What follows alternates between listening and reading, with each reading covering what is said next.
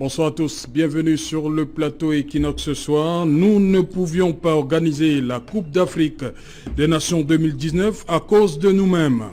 Qu'on arrête d'accuser la Confédération africaine de football, c'est à nous de faire une évaluation objective de nos manquements et des dysfonctionnements qui ont conduit à cet échec, humiliant pour tirer les leçons. Ainsi parlait Pierre Ismaël Bidounkpat, le ministre des Sports, hier, lors de la réunion du comité central d'organisation en abrégé COMIP-CAN, présidé par le Premier ministre Philemon Guian. Pour la deuxième fois donc, en l'espace de 5 jours, le gouvernement s'est prononcé après la décision de la Confédération africaine de football de retirer l'organisation de la 32e édition de la Coupe d'Afrique des Nations au Cameroun.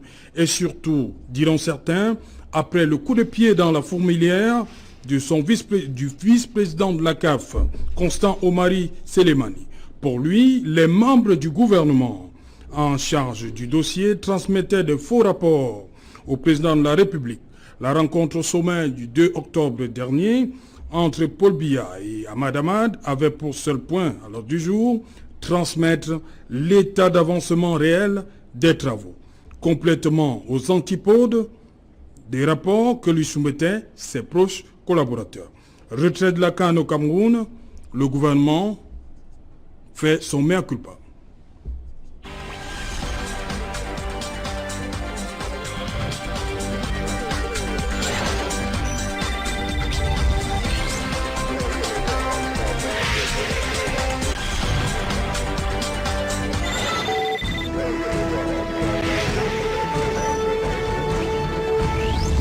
Retrait de la CAN 2019 au Cameroun, le gouvernement plaide coupable. Pour en parler, je suis avec Albert Anatole Haïssi. Bonsoir. Bonsoir Serge Alain, bonsoir mes copanélistes, bonsoir aux téléspectateurs de Equinox Télévision. Voilà, sur ce plateau également, Fautine Zouzou. Bonsoir. Bonsoir Serge Alain, bonsoir mes copanélistes ainsi qu'aux téléspectateurs d'Equinox Télévision. Et un bonsoir particulier à Sa Majesté Cheikh II, roi des Bamenjo, qui regarde ce programme chaque soir. Sur ce plateau, il est là, je deviens un peu habitué. Maître Georges Teghem, bonsoir. Bonsoir Serge Alain, bonsoir copanélistes, bonsoir à tous les téléspectateurs d'Equinox Soir, toujours aussi nombreux et attentifs. Ok, vous êtes militant également du RDPC. C'est bien cela. Pour cela, pour un souci d'équilibre, nous avons convié madame, monsieur à ces débats. Nous avons été contactés par le MRC qui a décidé de nous envoyer ce soir monsieur Okala Ebodé, qui est toujours attendu. MRC qui est attendu sur ce plateau. Okala Ebodé du MRC. Je commence avec vous, maître Teghem. On parle de plus en plus de rapports erronés au chef de l'État. C'est l'une des raisons qui a amené, comme disait le vice-président de la CAF, à cette décision qui fait mal, hein, quand même, quoi qu'on dise. Même comme nous sommes un peu... on a 2021, mais on a toujours mal. Du fait de ces rapports erronés au chef de l'État. On ne peut pas être heureux de perdre une compétition si importante que celle de la Coupe d'Afrique des Nations 2019 qui était programmée pour se tenir chez nous. Maintenant, les raisons, comme je l'ai déjà dit, elles sont à la fois lointaines et immédiates.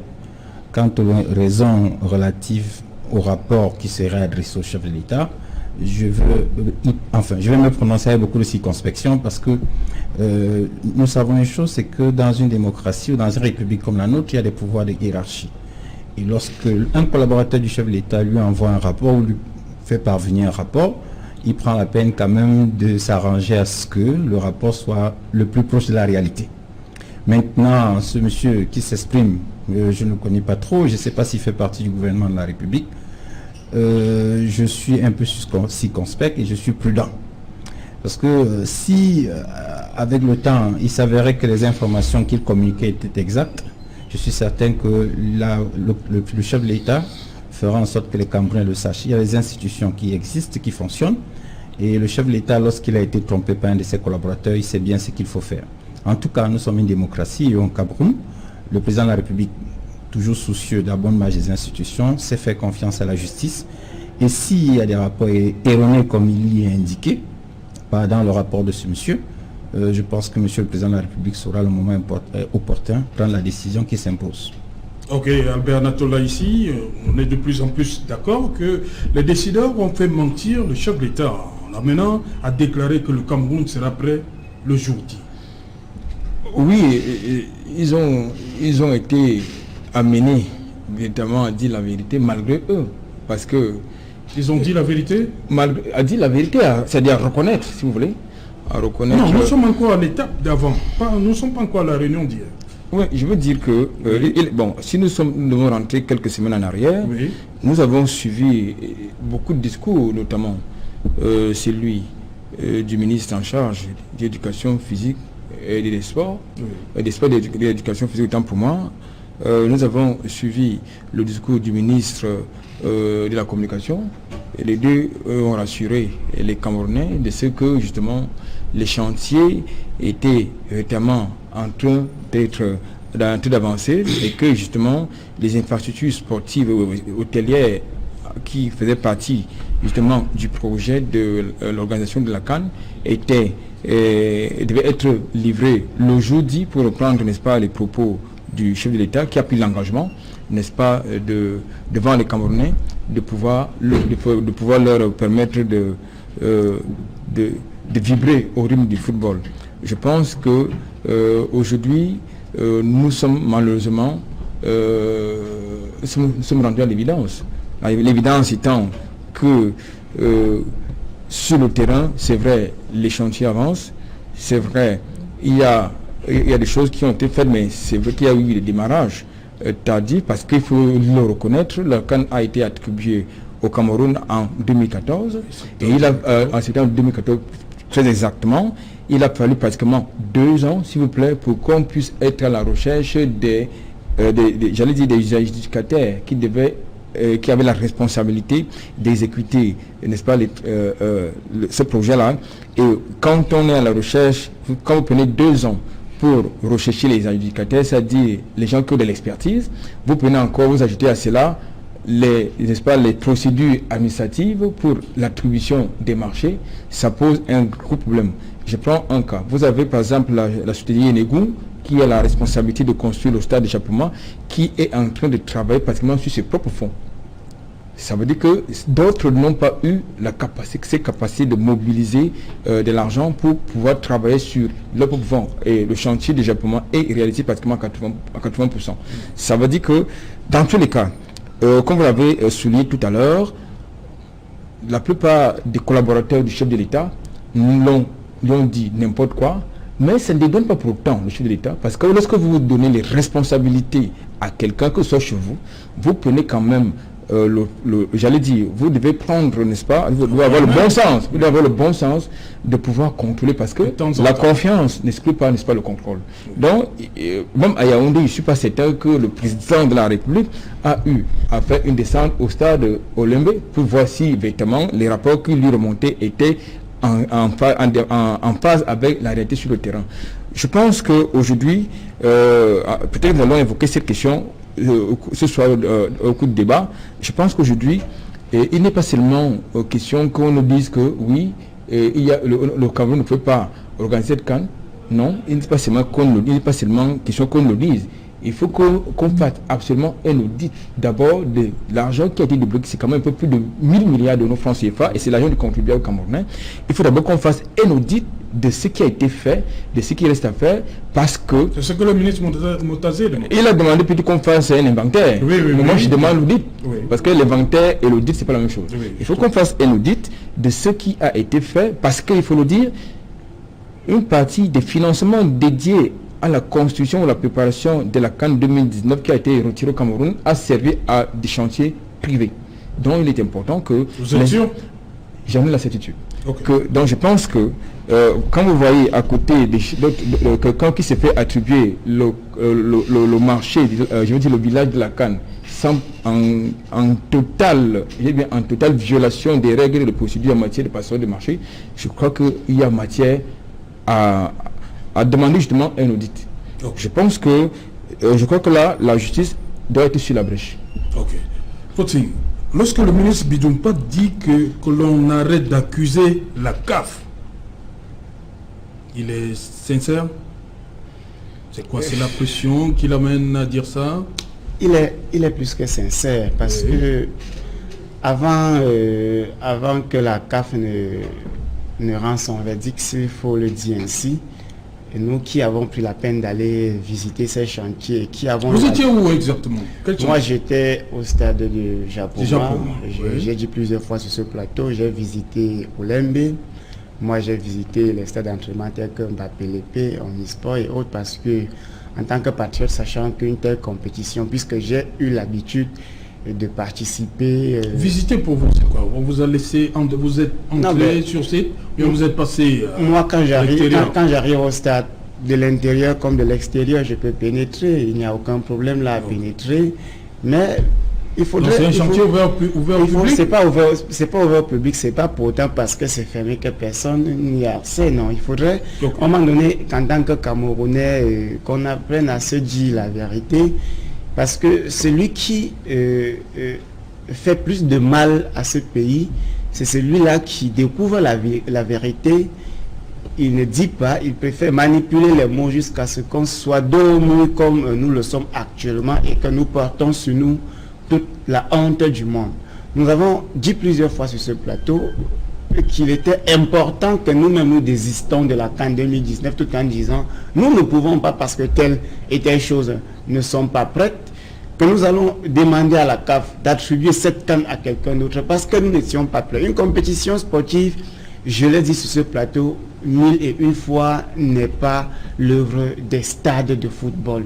Il y a beaucoup d'autres infrastructures et bien même d'autres réalisations qui doivent entrer en exergue pour la réussite. Moi, quand nous regardons par exemple la ville de Douala, qui est d'ailleurs l'une des villes les plus animées qui devrait recevoir cette compétition, vous vous rendez compte qu'aucune rue, par exemple, n'est éclairée. Aucune rue n'est éclairée. Ça veut dire il y a des matchs qui doivent se jouer en soirée, parfois dans la nuit. Imaginez 60 000 personnes sorties du stade de Japoma qui doivent se retrouver partout dans la ville de Douala. Il est 21h. Imaginez comment est-ce qu'ils vont marcher, comment est-ce qu'elles vont marcher. Les rues ne sont pas éclairées, les routes ne sont pas bien faites. Il y a un ensemble de dysfonctionnements. Il y a l'incivisme dont nous n'étions pas prêts.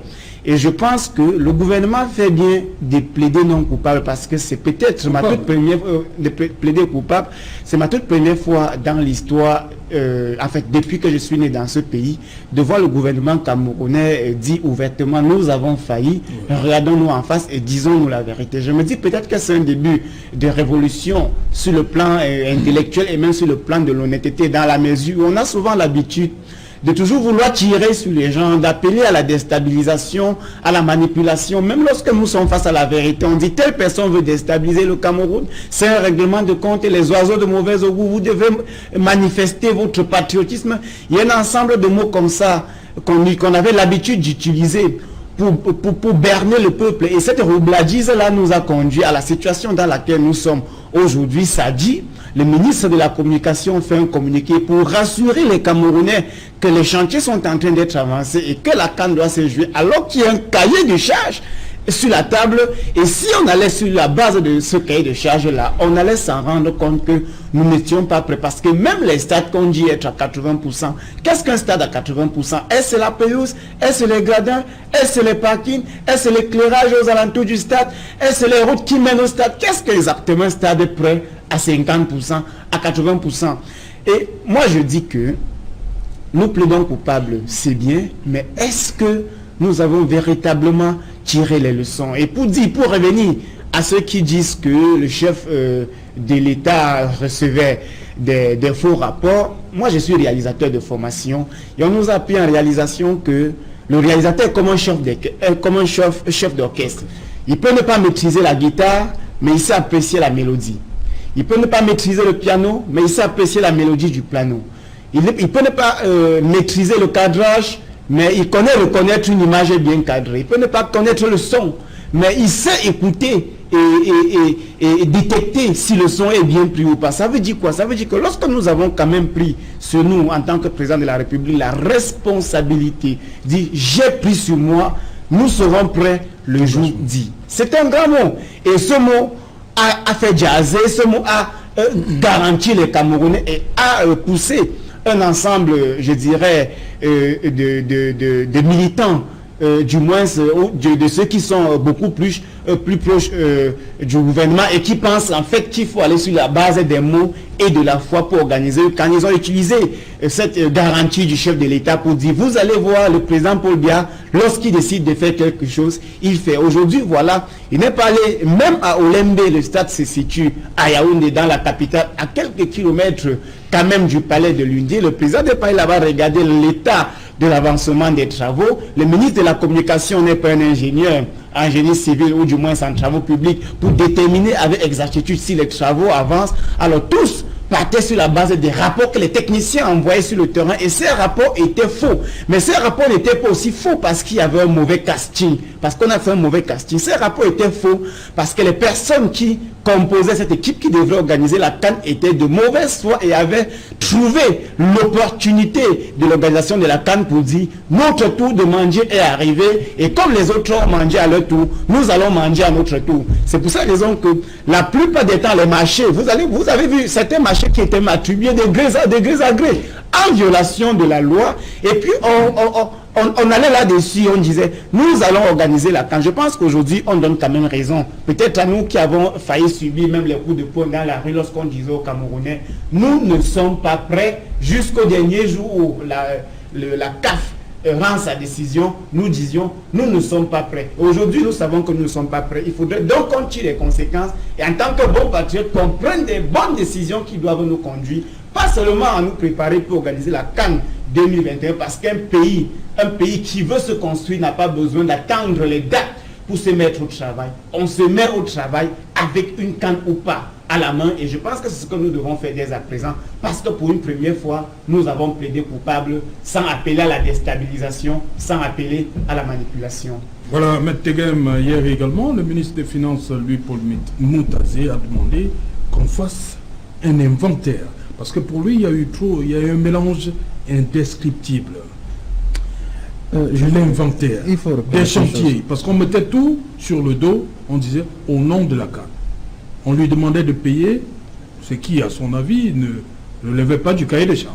La réalité, c'est que c'est le Cameroun tout entier qui était embarqué dans cette vaste aventure de la CAN. Parce qu'en réalité, mais certains ont profité donc, comme dit Albert, pour faire des choses. Ils ne sont pas catholiques. Je ne sais pas s'il y en a qui en ont profité, parce que je vous ai dit, et je l'ai déjà dit, Serge Alain, moi je respecte la présomption d'innocence des gens.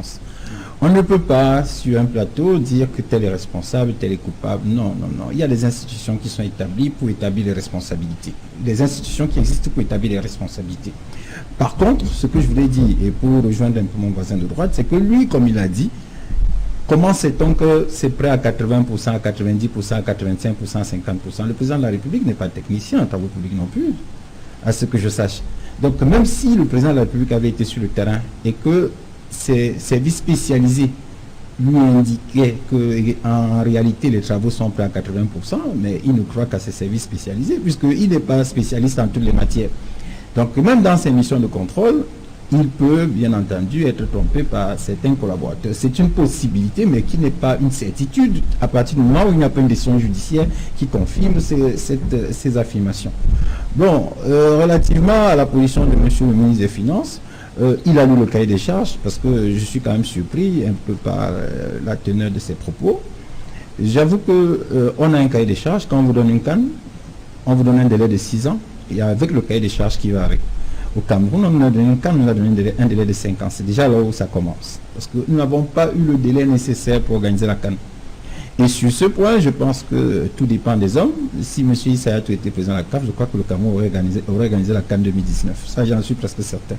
Bon, on ne va pas spéculer maintenant sur ce qui ne s'est pas passé. Le comité exécutif a pris une décision que nous respectons. Le gouvernement a renoncé à la clause compromissoire qui est contenue dans le statut de la CAF en disant que bon, nous n'irons pas au TAS parce que pour nous, le TAS, de toute façon, la décision de recourir au TAS n'a pas d'effet suspensif. Ça, il faut le dire aussi.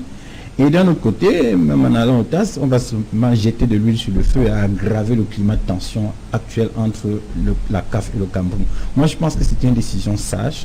C'est un acte de responsabilité plus que de reconnaissance des fautes, comme vous êtes en train de le dire. Je pense que le gouvernement est responsable parce qu'il faut reconnaître, nous gérons la République. Nous ne gérons pas les humeurs. Nous gérons pas un village, nous gérons un pays. Quand on gère la République, il faut avoir la responsabilité.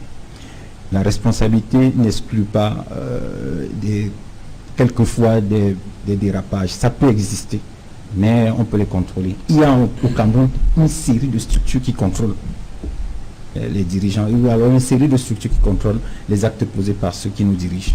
Et il n'appartient pas au président de la République d'être partout en même temps. Il ne faut pas demander à monsieur le président de la République d'être en même temps au stade de la réunification, au stade Bapélépé, au stade Mouyas, au stade... Non, il a des services et il doit faire confiance à ses services. Ceux qui le font ne sont pas des supra-présidents. On a vu Alim Bongo, on a vu Sassou Nguesso, on a vu on a vu des chefs d'État.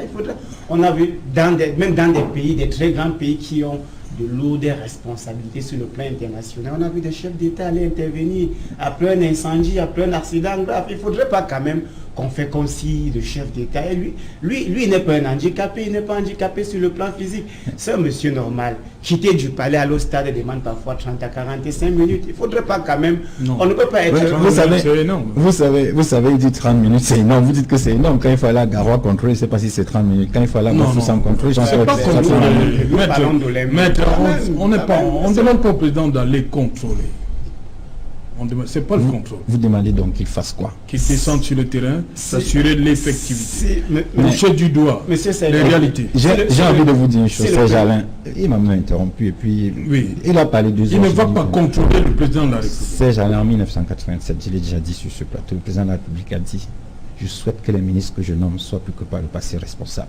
Vous ne pouvez pas, dans un pays comme le Cameroun, en même temps, sur les plateaux, tous les jours, être en train de vous plaindre de la décentralisation. Et quand on décentralise, on confie les responsabilités à des Camerounais, demander que le président de la République aille faire le travail à la place de ses concitoyens. Monsieur le président de la République a fait confiance à des institutions ou alors à des personnes qui dirigent ces institutions. Mais ce sont des Camerounais, ils gèrent leur pays. Pourquoi lui doit-il faire encore le travail alors qu'ils sont là? Mais il est plus camerounais qu'il est camerounais comme eux. Chacun doit travailler à son niveau et faire correctement son travail. Sont pas là. Je vous ai dit tantôt, il prendra les décisions le moment venu. Nous n'avons pas, et nous sommes en train de spéculer sur un plateau de télévision, et je dis encore, il faut respecter la présomption d'innocence des chances. Les résultats ne sont pas là, d'autant que la CAF a retiré la CAN 2019, l'organisation de la CAN 2019 au Cameroun. Monsieur le président de la République, qui sait bien... Je crois que le ministre Bidoupat est clair. Mais le ministre Bidoupat... Il est clair. Il dit que nous sommes tous responsables. Mais la responsabilité, c'est pas la culpabilité. La responsabilité, nous sommes d'accord. La responsabilité, c'est nous qui étions en charge. Parce que c'est ça le gouvernement de la République. Le gouvernement est responsable, mais pas forcément coupable. La responsabilité, c'est dit, bon voilà, on aurait pu améliorer. Mais ça ne veut pas dire que la culpabilité... Là, vous êtes déjà très loin. Pour en arriver là, il faut une décision. C'est ça que je dis et j'insiste dessus. C'est-à-dire qu'il faut respecter la présomption d'innocence des gens. N'allons pas vite en besogne. Vous n'en savez strictement rien. Nous sommes quand c'est eux-mêmes qui accusent le secrétaire général, le président de la République. Hein, je n'ai pas la déclaration de Bidoupat. Nous sommes d'accord. Je n'ai pas parlé de Bidoupat. Je crois que vous le savez aussi. Il est dit dans les journaux, mais voilà, c'est de la suspicion uniquement. Ce n'est pas une décision pour me permettre d'y aller plus de bon an. Excusez-moi, je suis un peu attaché à des principes, je suis attaché à des règles et je préfère quelquefois faire preuve de prudence. Maintenant, sur certains points, je peux répondre. Lorsqu'on dit que le président de la République doit descendre, j'ai dit dans un pays, vous voulez la décentralisation. On a décentralisé, il a confié les pouvoirs des ministres à qui il fait confiance parce qu'il s'agit de gérer notre pays, il s'agit de gérer leur pays. Ils doivent avoir le même sens de l'État que lui. Ils doivent avoir la même envie de servir l'État. Et quand ils n'ont pas ce même sens, ce sens de l'État que vous évoquez, qu'est-ce qu'on fait? La République tombe? Non, pas du tout. Je pense qu'il a souvent fait confiance à la justice. La justice a sanctionné dans ce pays. Ils sont un certain nombre que la justice a jugé, condamné. C'est l'institution établie pour établir il est président de tout et responsable de responsabilité. Il est président de tout et responsable de rien. Il préside de tout. Quand les vélos roulent bien, on dit merci au chef de l'État. Quand on finit un pont, on dit merci au chef de l'État. Mais quand les stades ne sont pas prêts, les routes, la canne est retirée. Lorsqu'il lance un chantier de construction, le chef de l'État n'est plus responsable. Le chef d'État n'est plus responsable de quelque chose. C'est ça, M. Teghem. Moi, je ne fais pas des tours pour voir comment ça se passe. Vous avez confié ce travail à quelqu'un, non? Je dois vous dire une chose. Qui est l'entrepreneur? Je dois vous dire une chose. D'abord, il est important de dire ceci. Ce que nous faisons, c'est de la pure spéculation. Personne d'entre nous ne peut dire avec certitude que M. le Président de la République n'a été sur aucun chantier. Personne ne peut le dire avec certitude. Ça, c'est le premier sujet. Je ne sais pas sur un chantier. Je dis encore une fois, personne ne peut le dire avec certitude. Mais je pense que, pour rester sur la bonne foi, il n'a été peut-être sur aucun chantier, mais on est dans un monde où on parle de décentralisation. Il a fait confiance à des ministres. Et si ces ministres descendent sur le chantier, il leur a délégué une partie de ses pouvoirs et ils sont parfaitement fondés à lui donner un compte rendu qui soit l'exacte réalité de ce qui comme ça sur le terrain. Et comme ce n'est donc pas le cas, comme ça a été le cas pour cette canne, on attend, on appréciera. Monsieur le Président le Président de la République, c'est lui qui sait ce qu'il fera, puisque c'est lui qui était le destinataire des rapports, c'est pas moi, monsieur Serge Alain. Et ni vous. Oui. Nous n'étions pas destinataires des rapports. Vous n'en savez strictement rien. Vous n'en savez strictement rien. Nous sommes dans la pure spéculation. Il faut attendre le président de la République qui n'est pas le dernier Camerounais, qui est responsable, je l'ai dit et je le répète, qui est responsable et il saura prendre la décision sage, le moment venu. Aujourd'hui, vous ne pouvez pas dire, le temps de la justice, c'est pas le temps. En vertu de quoi il va donc sanctionner les gens? Ce n'est pas lui qui prendra des sanctions tout de suite, sauf une sanction administrative, par exemple, un remaniement ministériel. Et en vertu de quoi donc? Puisque vous semblez dédouaner tous ces gens. Pas du tout. Pas du tout, c'est pas ce que je fais.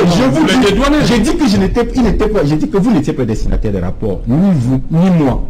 Lui, il était destinataire de rapport. Il nous dira le moment venu, à travers des sanctions administratives, à travers des sanctions judiciaires, si les 10 rapports étaient tronqués ou réels. C'est ce que je dis. Je ne dédouane personne, mais simplement, je respecte et j'insiste dessus la présomption d'innocence des gens. On doit mettre en doute la parole du vice-président de la CAF, du président de la CAF, des ministres qui étaient à la réunion hier, en attendant que le président se prononce. C'est bien cela? Mais on ne remet en cause la parole de personne. Parce que vous dites qu'on attend les n'étaient pas destinés. Ni vous, ni moi, nous ne pouvons prendre aucune mesure contre ces membres du gouvernement. Non, on n'est pas en train de prendre les mesures. Oui, mais vous me demandez des rapports tronqués. Je vous ai dit, nous ne sommes pas destinataires de ces rapports. Donc nous n'en savons rien. Ah bon? C'est ce que je dis. Est-ce que vous les avez lus? Nous ne les avons pas lus.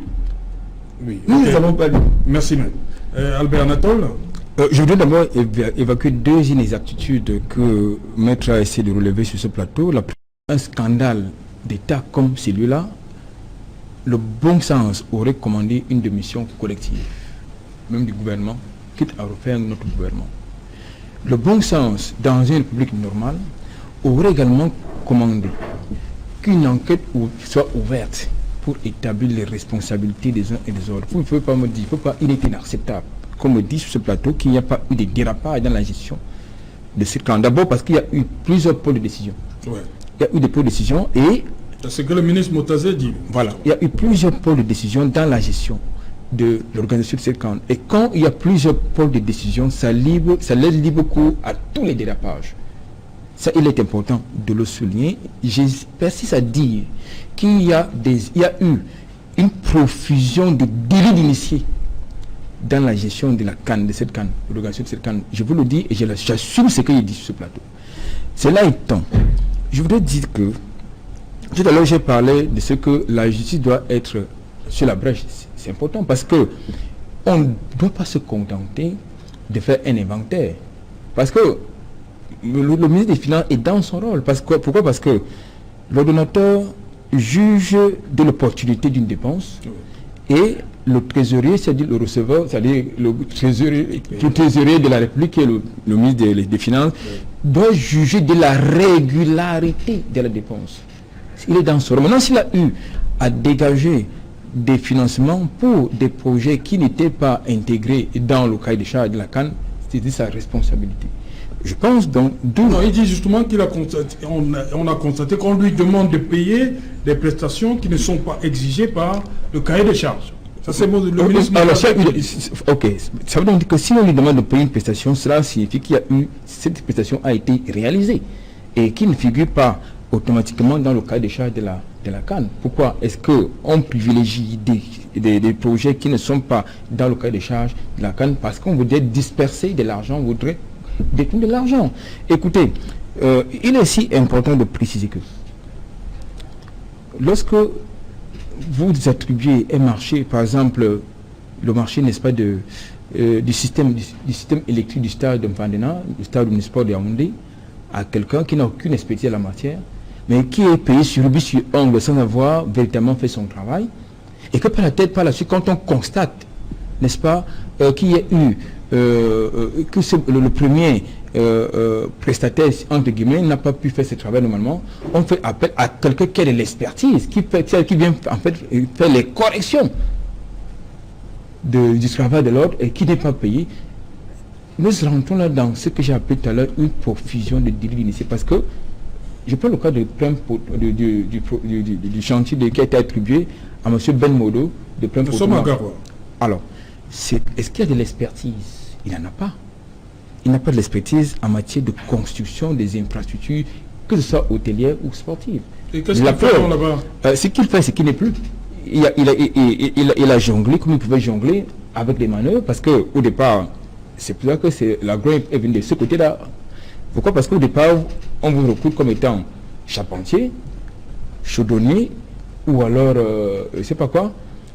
Mais par la suite, sur le terrain, vous devez faire plus 2 ou 3 tâches supplémentaires en violation du contrat initial. Ça veut dire qu'il a commencé à se poser un problème de gestion du projet. Il a eu à jongler avec son banquier ou des comptes, parce qu'à un moment, il y a eu quand même des comptes qui ont été accordés à 7 ans. Et puis, ça continue. Vous savez, quand les comptes, ça sort, il y a une partie qui va dans le projet, une autre partie, ça va dans les affaires privées. Et ce qui fait que la conséquence est là. Vous avez justement des chantiers qui sont totalement en arrêt ou non, pas du tout réalisés, ou alors qui sont bloqués. Je pense que, de mon point de vue, comme je l'ai indiqué tantôt, il faut un audit avant de débloquer encore en dessous. Parce que vous ne pouvez pas me dire que nous sommes à plus d'un... Là, on demande de ne rien arrêter comme ça. Non, il ne s'agit pas d'arrêter. Je crois quand même qu'à un moment donné, lorsqu'il y a un problème comme celui-là, on doit d'abord marquer un temps d'arrêt pour faire une évaluation. Non, parce qu'il y a ressorti de la réunion, des résolutions, c'est que les chantiers doivent se poursuivre. Oui, ça doit se poursuivre, mais il faut quand même qu'on fasse une évaluation pour voir. Oui. Clair. Écoutez, vous ne pouvez pas débloquer plus de 1000... Non, écoutez, attendez. Vous ne pouvez pas débloquer une enveloppe de plus de 1000 milliards pour quelque chose. Vous avez à dépenser pratiquement 700 milliards. Et tous ces chantiers ne sont pas encore achevés et vous voulez qu'on continue à dépenser de l'argent sans savoir à quoi ça sert? Moi, je pense que la logique voudrait, de mon point de vue, qu'on change les acteurs d'abord, les acteurs, parce que les acteurs actuellement ont été défaillants. Non, mais qu'on change, avec vous, hein, qu'on change les acteurs, qu'on change les acteurs et qu'on change surtout les méthodes, parce que les méthodes actuelles qui nous ont conduit là où nous sommes sont improductives et sont défaillantes. C'est Jalin, excuse-moi, une phrase. Vous voyez pourquoi je disais tantôt, sur ce plateau, on parle d'élit d'initié, tout ça. C'est des grands mots en droit. Parce que pour aller jusque-là, il faut une décision. C'est ce que je voulais dire. Ok. Foutine, il y a cette... Albert Natola ici parle de ces chantiers-là. En même temps, il faut un audit, mais hier, au sortir de la rencontre avec le Premier ministre, il faut que ça continue. Je vais d'abord essayer. C'est dangereux là. Qu'est-ce qu'on fait? On s'arrête ou on continue? Maître semble avoir peur des mots. Oui. Parce que depuis là, il essaye d'islamiser le pape. Et c'est pas un chantier aussi facile que ça. Délit d'initié, il faut avoir peur des mots parce que c'est lourd en droit. Ça ne veut rien dire d'autre que de s'attribuer à soi-même un marché ou d'attribuer un marché à une entreprise grande. Et c'est ce que nous ou à un proche. Ou à un proche, c'est ce que nous constatons. Pas que j'appelle d'une entreprise quand c'est un proche. Non, mais dis que c'est un gros mot. Oui, bon, c'est un gros mot parce qu'il est, je dirais peut-être dans son jargon, et comme j'ai l'habitude de le dire, le Cameroun souffre aussi beaucoup plus de ses intellectuels que de ses dirigeants, parce qu'on ne peut pas passer beaucoup de temps à utiliser contre le peuple les codes académiques que nous sommes allés assimiler dans les collèges supérieurs que nous appelons abusivement université. En fait, ce que je veux dire, c'est est-ce qu'on doit continuer les chantiers? C'est un peu comme un... Sans ce petit temps d'arrêt comme l'exige... C'est un peu comme un parent qui ne parvient plus à gérer sa maison, les enfants deviennent délinquants, les hommes meurent, la femme devient prostituée, et on lui demande de marquer un temps d'arrêt pour essayer de questionner ce qui ne va pas dans sa maison. Il dit, je continue de faire d'autres enfants parce que dans tous les cas, si ceux-ci ont échoué, ce que je vais faire là va réussir. C'est un peu dans cette situation que nous sommes. On parle là d'une CAN qu'on n'a pas pu organiser. C'est de ça qu'il s'agit. Et les fonds ont été débloqués. À quoi ont servi ces fonds? C'est la première question. On n'a pas besoin d'être spécialiste de quoi que ce soit pour savoir qu'une bonne partie de ces fonds ont été dilapidés ou distraits dans la mesure où les choses pour lesquelles ces fonds ont été débloqués n'ont pas été réalisées. On va voir dans les jours à venir des révélations. Vous verrez des cajots de tomates qu'on va acheter dans ce pays à 250 000 dans l'organisation de cette canne. Vous allez voir les barres de fer de 6 qui vont coûter 1 million et qu'on va commander 1000 barres de fer à quelqu'un. Quand vous allez vous rapprocher, vous allez voir que c'est le cousin de tel, le neveu de tel. Et si vous partez en profondeur, vous allez voir que l'entreprise a été créée 2 jours avant le déblocage des fonds, justement comme ce que j'essaie souvent d'évoquer ici sur l'attribution des marchés publics. Ça veut dire quoi? Ça veut dire il faut faire l'audit. Il faut arrêter ces chantiers. On ne doit pas se précipiter d'organiser l'édition de 2021 lorsque nous savons que si on utilise les mêmes méthodes avec les mêmes individus, on n'y arrivera pas. Il faudrait qu'on se dise la vérité. Même en 2025, même en 2030, les mêmes méthodes avec les mêmes individus, on n'y arrivera pas. Donc, ce qui reste à faire au gouvernement, s'il n'y a jamais, parce que quand il faut féliciter certains ministres comme lui, Paul Motazé, parce que c'est quand même l'un des rares exemples de ce pays. S'il y a quelque chose à faire... Ils ne sont pas nombreux, Paul Motazé? Non, ils ne sont pas nombreux dans ce pays. La preuve en est qu'une bonne partie se retrouve en prison pour prévarication. Des fois, il faudrait qu'on se le dise. Et ces personnes en prison, là, sont ceux qui sont majoritairement obèses de diplôme. Ça dit qu'on se pose même à un moment donné la question de savoir à quoi leur sert cette école-là, ou du moins... Peut-être plus ils font l'école, plus ils deviennent idiots et malhonnêtes. Donc je dis qu'on ne peut pas être docteur, professeur et se retrouver en prison pour avoir détourné l'argent de son pays. Ça ne s'explique pas. Il faudrait, lorsqu'on va à l'école, c'est pour acquérir des valeurs, c'est pour chercher des valeurs afin de venir servir la République. Qu'on arrête le conformisme. Ce que je dis, c'est actuellement, nous sommes à un stade où il faut tout arrêter. Voilà, il faut tout arrêter. Mais n'oubliez pas, Foti, il y a la date butoir de mars 2019. Oui, mais c'est livré. Il faut montrer à la CAF que, bon, voilà, on peut. Oui, mais 2021. Lorsqu'on va aller dans la précipitation, on va arriver à mars, on va dire à la CAF qu'on peut. La CAF va venir peut-être en septembre contrôler. Ou bien en avril. Ou en avril. Elle va nous dire, mais vous ne pouvez pas, parce qu'il y a telle chose qui marque. Et que l'argent serait déjà tout utilisé. Qu'est-ce qu'on va faire à cet instant-là? Il va falloir prendre encore un temps, aller à la recherche des fonds pour venir financer des chantiers qui avaient déjà été financés. Parce que c'est justement ce que nous craignons pour dire que si on continue avec les mêmes méthodes, on n'organise pas l'édition de 2021. Il faut qu'on arrête tout. On peut arrêter pour 2 mois, on peut m'arrêter jusqu'au mois de mai, on peut m'arrêter pour 1 an. Puisque l'inventaire que le ministre des Finances a sollicité, ça va prendre combien de temps? Voilà. Ça rentre à peu près dans la même... On ne peut pas faire l'inventaire tout en continuant, parce que l'inventaire, ça veut dire on va sur la base des travaux déjà effectués et des fonds déjà débloqués. Mais on ne peut pas être au moment donné en train de compter le nombre de papiers utilisés et le maçon soit en train de poser les papiers. Ça ne marche pas comme ça. Ce sont des méthodes que les gens vont utiliser demain pour continuer d'animer la distraction. On va essayer d'envoyer des gens qui vont venir toujours essayer de nous dire que le soleil s'élève au nord et se couche au sud. Et comme nous sommes habitués à écouter un tel discours de façon répétée, on a même fini par croire que ce qui est vrai ne devrait pas passer dans nos oreilles. Voilà pourquoi même la décision de la CAF a fait mal à certains individus qui se disaient être patriotes. Il faut qu'on arrête ces chantiers. Et que le décideur, le chef d'orchestre, qu'est le chef d'État avec son gouvernement, qu'ils essayent de s'asseoir, qui se posent des questions. Combien avons-nous débloqué et quel devrait être l'état d'avancement des travaux avec ces fonds débloqués? Si on trouve que des marchés ont été attribués de gré à gré, on questionne les coûts des marchés là, et on fait des études comparatives afin de savoir combien ce marché devrait être normalement attribué. S'il y a des choses qu'on a surfacturées, ça veut dire qu'il ne faudrait pas comprendre. C'est tout un scandale, c'est un scandale républicain, c'est un scandale, ça dit, si nous étions dans un autre pays, je pense que c'est qu'on allait même organiser un deuil national. C'est toute une humiliation de connaître qu'un grand pays comme le Cameroun ne parvient pas à organiser une coupe d'Afrique avec des trophées qu'il a déjà pu recevoir, avec des renommées dans le sport tels que les Samuel et tous les Roger Mila, et que les gens continuent quand même de tenir un discours comme si nous parlions du paludisme alors qu'il s'agit d'un cancer, peut-être même d'un plus que cancer. Il faudrait qu'on se pose des questions importantes. On ne construit pas un pays sur la base des spéculations, sur la base des discours creux, sur la base de est-ce que c'est vrai, est-ce que c'est légal, est-ce que on construit un pays sur la base du travail, de la rigueur, de l'intégrité. Et lorsqu'on choisit un individu pour lui confier une responsabilité et qu'il ne respecte pas, il ne faut pas le frapper avec pitié. Il ne faut non plus passer le temps à se poser, est-ce que si nous arrêtons les travaux, nous serons prêts pour 2021, puisqu'il faut qu'au mois de mars, que les chantiers soient livrés. Pour moi, il n'est plus question de 2021, ni de 2023, ni de 2025.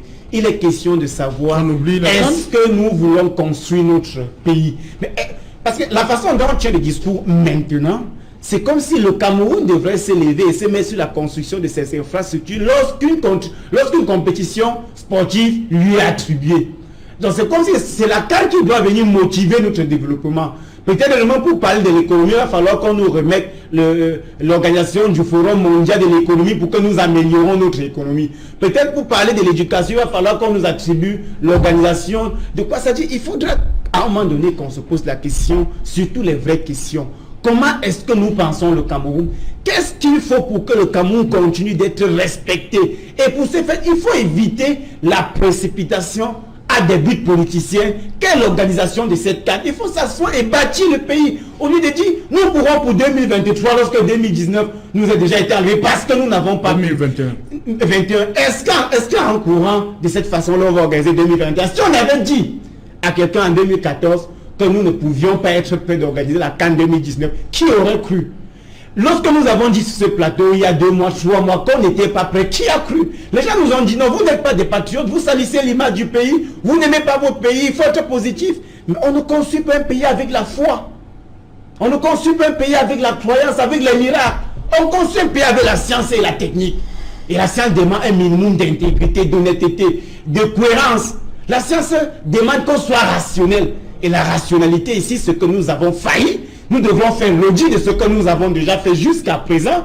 On doit punir les coupables et les punir très sévèrement pour que ceux qui vont récupérer ces marchés-là demain pour continuer, ne continuent pas de bloquer, parce que c'est quand même toute une république aujourd'hui qui est envoyée dans la rue comme ça et qu'on marche avec les pots de banane sur nos dos. Ok, c'est Jalin, quand on parle de rationalité et lorsqu'on parle de l'université, on vous dit ce qu'on appelle université. Lorsqu'on parle de rationalité, on vous dit que des délits d'initiés. Lorsqu'on parle de rationalité sur un plateau de télévision, on qualifie les membres du gouvernement d'idiots. Excusez-moi, il faut... J'ai parlé de ceux qui sont en prison. Il faut pouvoir... J'ai parlé de ceux qui sont en prison. Il faudrait qu'on mette les mots. Mais j'ai dit, on ne comprend pas comment des idiots peuvent détourner des milliards de la République et vanter les diplômes qu'ils ont dans leur poche. Je parle de ceux qui volent de l'argent. Il faut être idiot pour voler l'argent d'un peuple. Pourquoi on a peur des mots? Saint-Jalin, malheureusement, je suis toujours interrompu, je ne sais pas pourquoi. Eux, ils parlent, ils disent des choses qui sont suffisamment graves, Saint-Jalin. On ne peut pas venir sur un écran de télévision et on commence à parler des délits d'initiés, qualifier les membres du gouvernement d'idiots, juger des ministres, les condamner, les débarquer de leur fonction. Monsieur, un pays, ce sont des lois. Un pays, c'est la Constitution. Un pays, c'est la loi. Un pays, c'est le règlement. La Constitution donne au président de la République le pouvoir de nommer les membres du gouvernement et de les démettre. C'est lui et lui seul qui apprécie, puisque c'est lui qui les nomme, et au moment de les nommer, c'est lui qui lui attribue une feuille de route. C'est lui qui sait ce qu'il a en droit d'attendre de ses ministres, et non vous. Et pour le faire, il a l'assentiment de la majorité des Camerounais. C'est-à-dire que on le porte au pouvoir, on lui dit, nous te donnons mandat pour agir en nos lieux et place. Ça veut dire que ce qu'il choisit est supposé être l'expression de la volonté générale. On ne vient pas sur un plateau de télévision. On juge sur la base d'un rapport qu'on n'a pas lu. Et on insulte les membres du gouvernement, on parle des délits d'initiés. Monsieur, si vous êtes magistrat, on vous soumet ces dossiers, vous n'avez pas les juger avec autant de facilité que vous le pensez. Une décision de justice est toujours... D'ailleurs, je lisais il y a quelques jours, un dossier a été renvoyé 15 fois. Vous croyez que c'est facile? C'est parce que ce n'est pas aisé. Quand on prend les rapports, on les épluche. Au fur et à mesure, on les épluche, on constate qu'il y a des failles, il y a des défaillances, on les étudie proprement avant de pouvoir juger et condamner. Vous ne pouvez pas, dans un pays où les institutions fonctionnent comme le Cameroun, venir sur un plateau de télévision et dire les rapports. D'abord, écoutez comment vous parlez l'université camerounaise. Nous qui avons l'une des meilleures universités dans le monde, en Afrique. Nous sommes respectés en Afrique pour notre université. Nous formons les meilleurs cadres. Quand on classe les 150, nous ne sommes pas pourtant parmi. Monsieur, il me semble que j'ai lu il y a quelques jours qu'il y a une université camerounaise qui est dans la partie ouest du Cameroun qui a été classée à une position assez honorable au niveau de l'Afrique. Donc, moi je ne pense pas que vous ayez forcément raison parce que vous venez sur un plateau condamner, juger, apprécier sans avoir qualité pour le faire. Monsieur, dans un pays, il y a des institutions et les institutions fonctionnent. Il faut les respecter. On ne vient pas sur un plateau de télévision. Je suis autant. Vous croyez que vous êtes plus énervé que nous? Vous croyez que le président de la République est très content d'avoir perdu la CAN? Vous croyez que lui ne sait pas qu'il doit prendre les sanctions? Monsieur, les sanctions ne viennent pas aussi vite. Il doit être en train d'éplucher, je le pense. Et peut-être lors du remaniement à venir, il commencera par prendre la première sanction, d'émettre ceux qui sont responsables, avant de voir s'il faut les confier à la justice. Et même la justice étant un pouvoir, est-ce qu'il lui appartient à lui de confier ces personnes à la justice? Il faut faire très très attention quand on parle sur un plateau de télévision parce que dans un pays, il y a des institutions. Ok. Albert Natola ici. Oui, je voulais, j'ai rapidement. Une minute. Le ministre Motazé parle des financements des autoroutes et tout ça. C'est quand même...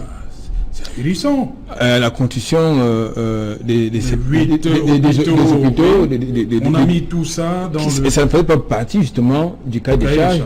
88 ambulances. Alors, c'est pour dire qu'il s'agit justement de méthodes. C'est vrai que lorsque vous organisez une CAN, ou en tout cas un événement majeur, vous devez prendre des dispositions pour assurer la sécurité sanitaire de ceux qui sont là.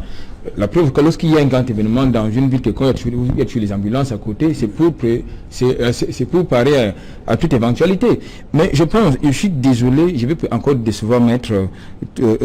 J'insiste, et je pense que si justement si la justice si elle est indépendante, si la justice est indépendante, et ce qui s'est passé le 30 novembre dernier, ça s'assimile à une trahison. Okay. La justice devrait prendre ses responsabilités. Un jugeur serait saisi de l'affaire depuis. Merci, cher monsieur. On se retrouve après le jour. Sadiq Noufele, bonsoir. Bonsoir, Serge Alain. Bonsoir à vos invités. Voilà, le 20h, c'est dans un instant. Qu'est-ce qui fait l'essentiel du 20h que vous allez présenter? Au lendemain de cette réunion de crise qui s'est tenue dans les services du Premier ministre, vous le savez, les Camerounais se posent une question.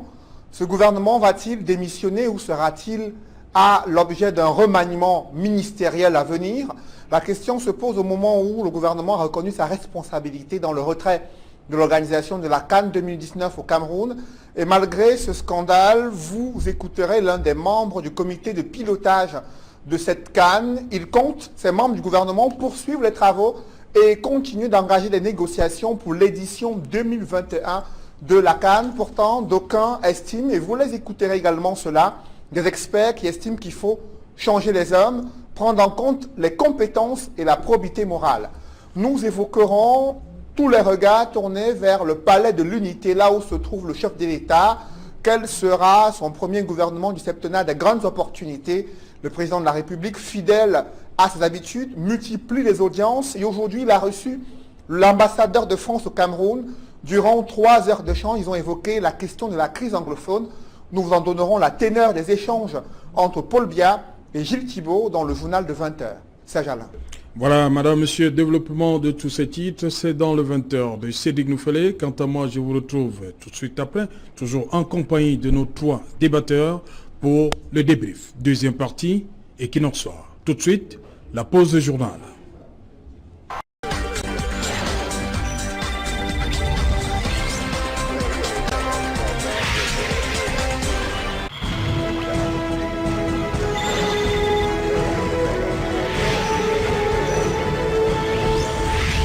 Et qu'il en soit, deuxième partie, madame, monsieur, c'est le temps du débrief, toujours en compagnie de Albert Anatole Haïssi, Fautine Joujou et maître Georges Teghem. Je commence avec vous. Bonsoir, maître. Bon, voilà, Gilles Thibault, pendant près de 3 heures, au Palais de l'Unité. Vous voyez autre chose? On a parlé d'autre chose? En dehors de ce que Cédric a énuméré là, comité désarmement, démobilisation, réintégration des ex- Boko Haram et groupe séparatiste, situation sociopolitique en Afrique centrale. Tout ça, c'est pour 3 heures seulement? Vois-tu, Alain, il m'est très difficile. Tu sais, excuse-moi, moi, tu me poses souvent des questions qui me mettent dans l'embarras. Je dois te dire une chose, je ne peux pas rentrer dans les secrets des coulisses diplomatiques. C'est des relations diplomatiques et consulaires qui sont souvent encadrées. Et l'encadrement principal, c'est la loi du silence. On ne vous dit jamais tout ce qui se dit, et ce qui se dit, c'est ce qu'on veut bien dire. Je ne peux pas, sur un plateau de télévision, dire au-delà de ce qui vient d'être dit. De toute façon... les gilets jaunes aussi, hein, ça nous intéresse. J'aurais souhaité écouter quand même l'ambassadeur sur le perron à la sortie d'audience pour voir pour écouter au moins ce qu'il a dit. Relativement au mouvement des gilets jaunes, c'est un mouvement qui touche la France. Moi, je suis au Cameroun, je ne vais pas me mêler des affaires de politique intérieure française. Voilà pourquoi on vient en parler ici. La France a un gouvernement établi. Moi, quand vous dites que pourquoi on vient en parler, je vous ai dit tout à l'heure, je ne sais pas exactement ce qui s'est dit lors de l'entretien. J'aurais bien voulu écouter monsieur l'ambassadeur de France à la sortie du palais d'Etoudi. Maintenant, le mouvement des Gilets jaunes est un mouvement intérieur à la France qui touche les problèmes relatifs à ce pays, qui, comme le Cameroun, a ses problèmes. Et au Cameroun, déjà, on a un problème de la canne, on a fort à faire avec ce problème qui est très sérieux. On a un problème dans le nord-ouest et le sud-ouest. Nous allons parler, moi je ne pense pas qu'il faille se mêler de ce qui se passe en France. Maintenant, s'ils ont évoqué, je ne sais pas dans quel cadre ils l'ont évoqué, n'ayant pas écouté l'ambassadeur de France, je ne peux pas me jeter à vous dire qu'ils en ont parlé effectivement, ou alors ils ont parlé d'un problème, ou alors envisager une solution à un problème sur le territoire français, je ne pense pas. Albert Natola ici, Gilles Thibault, qui a étudié au palais d'Etoudi, est reçu pendant le temps là, ça laisse songeur quand même, hein. Tout à fait, ça laisse songeur. Déjà, le président de la République n'a pas l'habitude de recevoir un diplomate pendant autant de temps. Oui. Cela suppose donc qu'ils ont fait le tour de certaines questions d'actualité, surtout au Cameroun, notamment des questions de sécurité. Lorsqu'on parle de sécurité, vous savez que la France apporte au Cameroun, notamment dans la lutte contre le terrorisme, un appui majeur, notamment au niveau du renseignement et des échanges des renseignements, et certainement dans d'autres, peut-être aussi au niveau de la logistique, et peut-être aussi également au niveau de la formation. Donc ça rentre dans le cadre des accords de coopération militaire. Bien évidemment, il y a, comme vous le savez, entre les États, il n'y a pas d'amitié, il y a des intérêts. Donc vous savez que le diplomate français ne peut pas entrer au palais de l'unité sans parler, n'est-ce pas, des accords commerciaux qui lient, ou de coopération économique qui lient le Cameroun avec la France. Vous savez quand même que de plus en plus au Cameroun, comme dans le reste du continent de l'espace francophone, où il y a beaucoup, notamment la société civile, en tout cas une partie du peuple africain dénonce de plus en plus, n'est-ce pas, ces accords de coopération qu'ils pensent uniques, notamment le pacte colonial. Donc il faut absolument démanteler, annuler. Donc je crois que de ce point de vue, je pense que peut-être qu'au bout, n'est-ce pas, de cette audience, il y a eu peut-être un petit déjeuner qu'ils ont pris ensemble. J'essaie de spéculer. Mais je crois que pour revenir très très sérieux, je crois qu'également on a pu mettre en avant, parce que vous savez quand même que de plus en plus dans la plupart des chantiers dédiés à la canne, les sociétés françaises ne sont pas très très présentes, même si elles sont quelque peu visibles au niveau des chantiers relatifs aux travaux de voirie notamment. Donc je crois qu'il est question de plus en plus de voir s'il y a lieu de relancer, n'est-ce pas, la diplomatie française dans ces domaines-là. Et enfin, je peux également imaginer qu'il aurait été question de la dette, parce que il faut quand même dire que l'apport de la France dans le cadre de la coopération est également majeur, parce que la France, dans le cadre de la coopération française, dans l'appui, n'est-ce pas, de certains projets sociaux, la France apporte un appui, mais ce qui est intéressant, c'est de savoir quand même quelle est la contrepartie de cet appui financier. Ok. Faustine, il a aussi été question, si l'on s'en tient à ce qui a été dit au journal, de la situation socio-politique en Afrique centrale. Quoique le président, c'est le doyen d'âge, hein. N'est pas le doyen en termes de... Parce que Obiangema est arrivé en 78. Oui, surtout de la situation sociopolitique en France, pas seulement en Afrique centrale, Oui. parce que nous sommes des États, à un moment donné, on ne doit pas continuer de rester sur ce mythe-là que nous avons construit après les indépendances. Moi, je pense quand même que si moi je suis un chef d'État en Afrique aujourd'hui et que je reçois dans les conditions actuelles et maintenant un diplomate français, je vais essayer de voir si la France n'a pas aussi besoin de notre armée pour essayer d'intervenir au niveau des gilets jaunes. Parce que ce qui se passe là-bas, je pense que si c'était dans une capitale d'un pays d'Afrique centrale, on aurait déjà envoyé la police et l'armée pour protéger les ressortissants français. Et nos dirigeants doivent aussi de temps en temps essayer de voir s'ils ne doivent pas aller nous protéger en France, parce que les 2 samedis derniers, ce que nous avons vu à Paris, c'était très violent. Et la France devrait être beaucoup plus préoccupée par cette question-là, qui peut-être s'annonce encore très dur dans les jours à venir, même si le gouvernement français a reculé et a décidé d'annuler la taxe sur les hydrocarbures.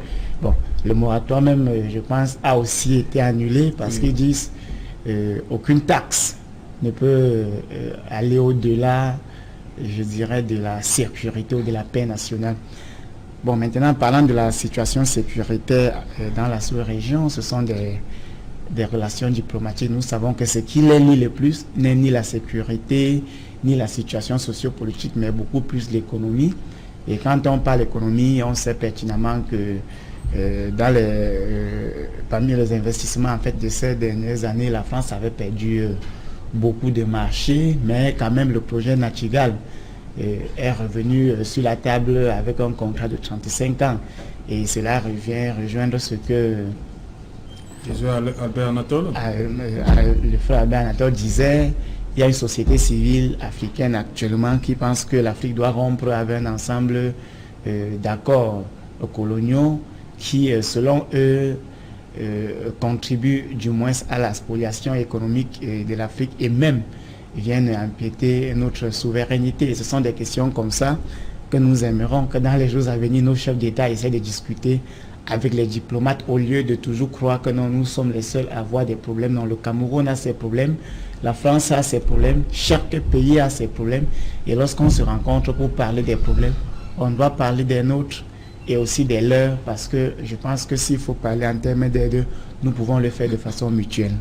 Ok, Maître Tegem, on a vu dans le journal de Céline Noufélé tout à l'heure, surtout cette sortie de Linus Pascal Foula, il dit que les rats sont en train de quitter le navire. Parce qu'il y a des membres du gouvernement qui font des déclarations qui sont en rapport à la réunion d'hier dans les services du Premier ministre. Quitter le navire signifie quitter le gouvernement. Et jusqu'à présent, aucun membre du gouvernement n'a quitté le gouvernement. C'est-à-dire qu'ils font des sorties pour une espèce de dire, c'était pas moi, c'est plus l'enfer, c'est les autres.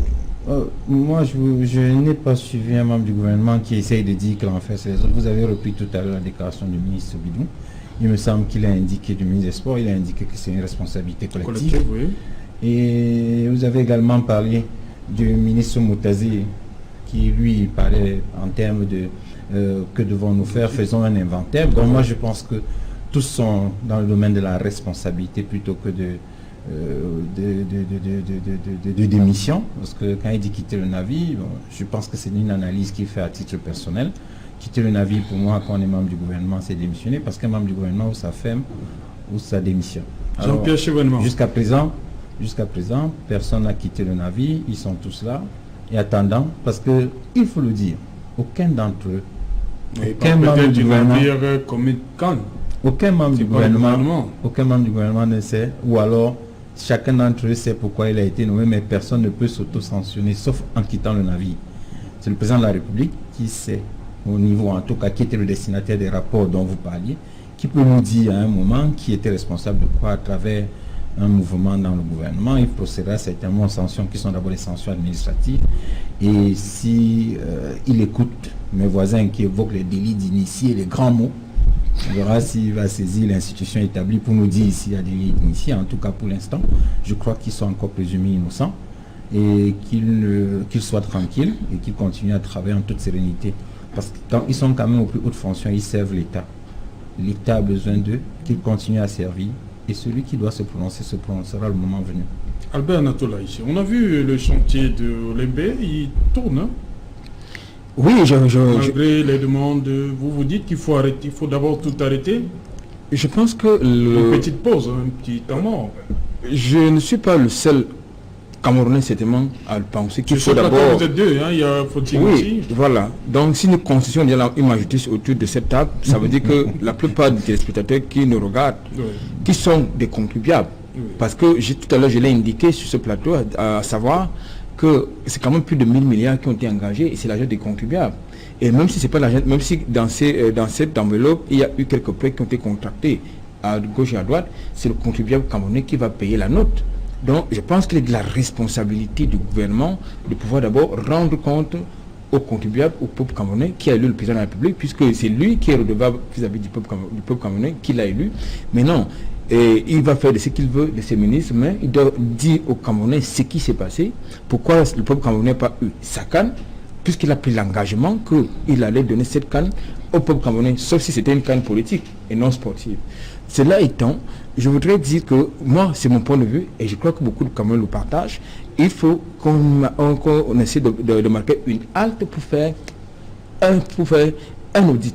C'est important parce que continuer avec les mêmes acteurs, avec les mêmes compétences, enfin avec les mêmes incompétences, pas compétences, avec les mêmes incompétences qui nous ont conduits là où nous sommes, je crois que ça continue de nous tirer une balle sur le pied. Il est important, faire l'inventaire, oui, parce que il y a quand même, vous avez indiqué tantôt, ça dit qu'il y a certains projets qui ne font pas partie du cahier de charge de la CAN, mais qui ont fait l'objet de gros financements. Je crois qu'il faut quand même aussi qu'on dise pourquoi. En tout cas, je suis content en tout cas, je suis d'accord qu'on puisse poursuivre la construction de ces infrastructures, parce que là maintenant on n'a pas de choix, il faut continuer. Maintenant, quant à dire que c'est dans la perspective de la CAN 2021, là encore, j'ai pas envie de remettre sur la table un débat que vous avez déjà évacué ici, c'est-à-dire que M. Amar va mettre en lit dans une boule de cristal, il est déjà en 2018, il sait que la Côte d'Ivoire ne sera pas en 2021. Moi, je crois qu'il y a beaucoup de questionnements là-dessus. En tout cas, pour revenir dans nos affaires camerounaises, il faut un audit. On ne peut pas aller avec les mêmes personnes. On ne peut pas aller avec les mêmes incompétences pour faire un travail qui n'a pas pu être fait en temps réel. C'est Jalin, pardon une minute. Je voudrais faire observer à celui qui mon brillant intervenant tout à l'heure, Bernatola ici, qu'il faut être cohérent, parce que tout à l'heure vous aviez dit qu'il était nécessaire, qu'il fallait absolument les arrêter et revoir. Maintenant vous dites que non, il vaut mieux aller au bout. Je vous ai dit...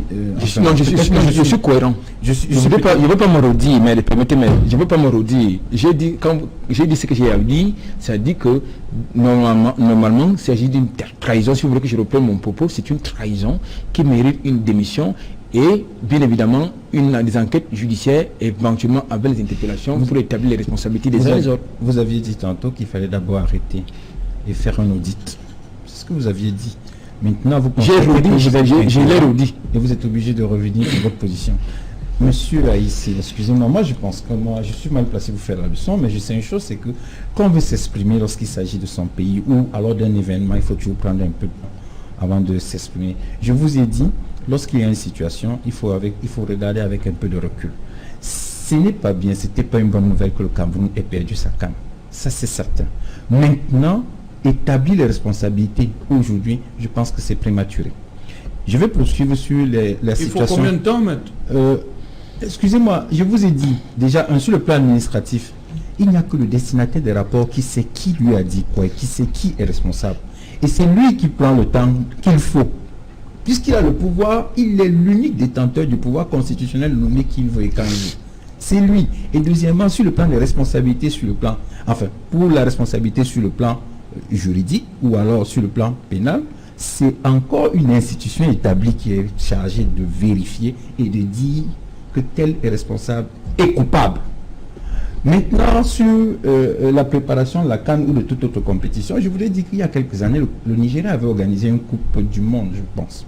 Un jour, j'étais encore dans un pays étranger, je regarde à la télévision, ils montrent. On a filmé au Nigeria. Ils sont allés, la télévision est filmée au Nigeria, les coins comme marché des chèvres, les marchés des poulets. On a montré les poulets qui sautaient, les chèvres. On dit que voilà un pays comme le Nigeria, on nous envoie jouer là-bas, et alors qu'il y a Ebola. C'est vous dire que dans tout ce qu'on fait, il y a l'aspect communicationnel et il y a la réalité sur le terrain. Et pourtant, le Nigeria avait été sélectionné. Et c'est pendant qu'on y jouait, c'était peut-être en 99 ou 97, et pendant qu'on y jouait, que ce reportage avait été fait par des journalistes étrangers. Donc c'est dit que dans la communication, on vous dit ce qu'on veut bien vous dire. Mais au niveau des responsabilités, encore une fois, il faut faire attention. Donc, maître, ça veut donc dire qu'on a passé des fausses vidéos au président de la République.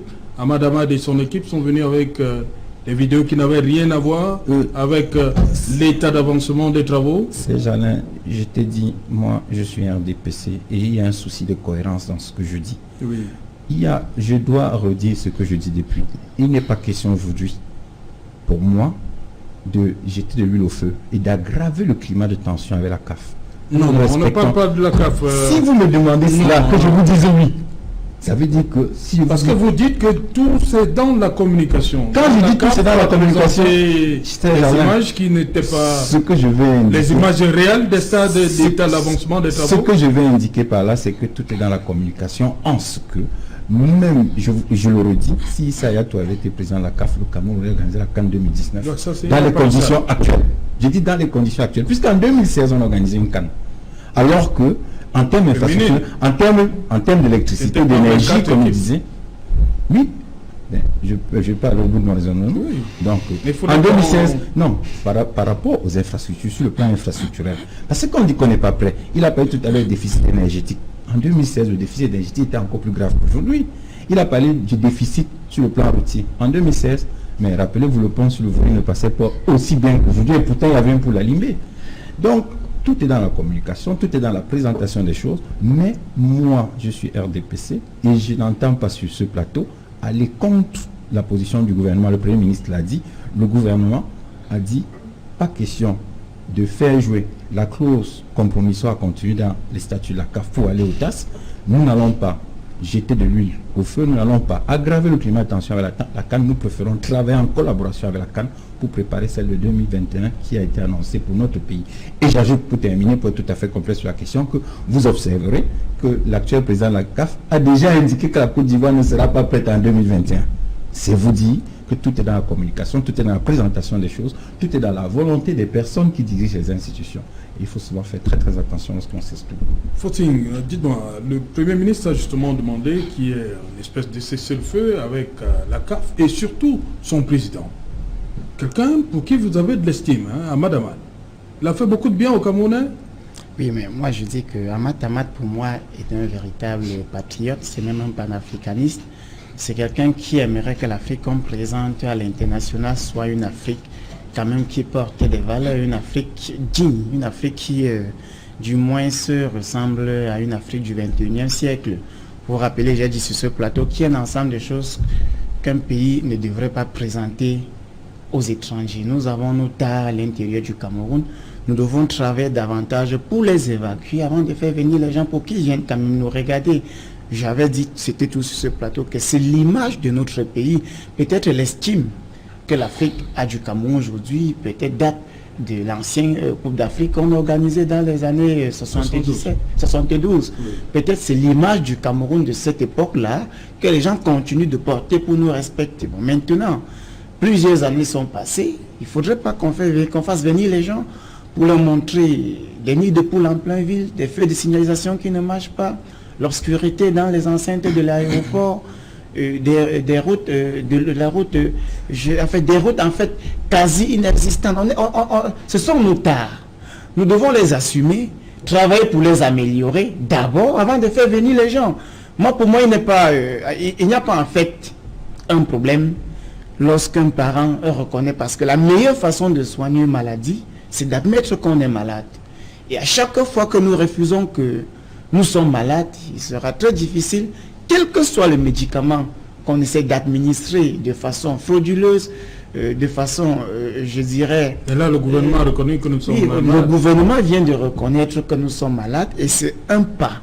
Parce que malade ne se soigne que lorsqu'il reconnaît sa maladie. Oui. Sa maladie, c'est que nous avons été incapables de livrer les infrastructures dans les délais. Maintenant, la CAF ou encore Amat que les gens veulent traiter de tous les noms, pour moi c'est un révolutionnaire. Il connaît le football. Il sait que le football, loin d'être une compétition festive, est également un élément marketing sur le plan touristique. Parce que quand les gens y vont dans des pays, ils découvrent des choses, et ils pourront revenir pour des attractions. Alors il ne faudrait pas que lorsqu'on arrive chez nous, on constate des villes qui ressemblent à des villes de l'époque coloniale, on constate que nous n'avons pas véritablement travaillé, que nos immeubles ont encore les peintures déposées en 1960, alors qu'on sait que la chaux de 10 000 francs peut peindre tout un immeuble de 3 niveaux. Enfin, il y a un ensemble, ça dit que il s'agit de l'esthétique aussi. Il faut parler aussi de cet aspect esthétique-là. Moi, je vais vous dire que j'ai été en Guinée équatoriale en 2015, lors de la Coupe d'Afrique. Sincèrement, quand tu arrivais au stade de Malabo, de Mongomo, de BBI ou de Bata, enfin, si on avait bandé tes yeux et les détaché devant les stades, tu devais avoir du mal à croire que tu es en Afrique en comparaison avec d'autres pays. Nous devons aussi travailler pour arriver là. Il ne s'agit pas d'une question de qui aime le Cameroun plus que qui salit l'image du Cameroun plus que qui présente le mauvais côté du Cameroun plus que qui non. Ça, là n'est pas la question. La question c'est de savoir, est-ce que nous sommes capables d'avancer? Est-ce que nous allons recevoir le monde pour qu'il nous respecte ou nous allons le recevoir pour qu'il vienne nous dénigrer? Je pense que Amat nous demande juste de travailler. Si nous travaillons, nous allons y arriver. Merci, cher monsieur, d'être venu. Nous sommes arrivés au terme de cette émission Equinox Soir. Rediffusion 23h GMT. Il sera donc minuit une fois de plus à Bamendjou.